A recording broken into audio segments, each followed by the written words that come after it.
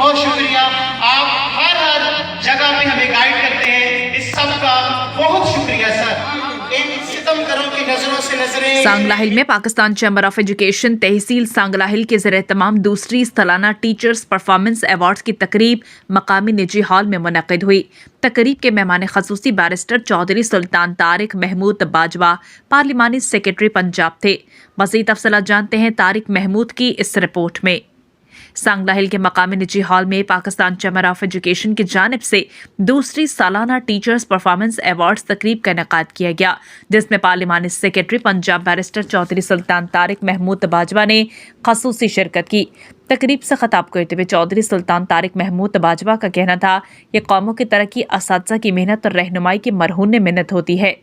انہوں نے کہا کہ اساتذہ کی عزت افزائی ہم سب کی ذمہ داری ہے اور وہ اس مقام تک اپنے اساتذہ کی بدولت پہنچے ہیں. پارلیمانی سیکرٹری نے مزید بتایا کہ اساتذہ کے مسائل کا حل ان کی اولین ترجیح ہے. انہوں نے سی ایجوکیشن شاسی بانوں کی تجاویز پر متعدد اسکولوں کو اپ گریڈ کروایا.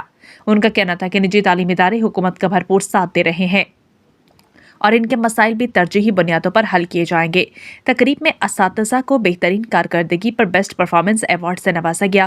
تقریب میں C O education district Nankana Shazia Bano, deputy director colleges doctor Muhammad Jamil, assistant commissioner Sangla Hill Usama Amanat, D S P circle Ijaz Dogar Qaiser Irfan, Abdul Ghaffar Anjum, Intesar Ali Kandal اور دیگر تنظیمی عہدیداران، اساتذہ کرام، میڈیا نمائندگان اور سیاسی سماجی شخصیات نے شرکت کی.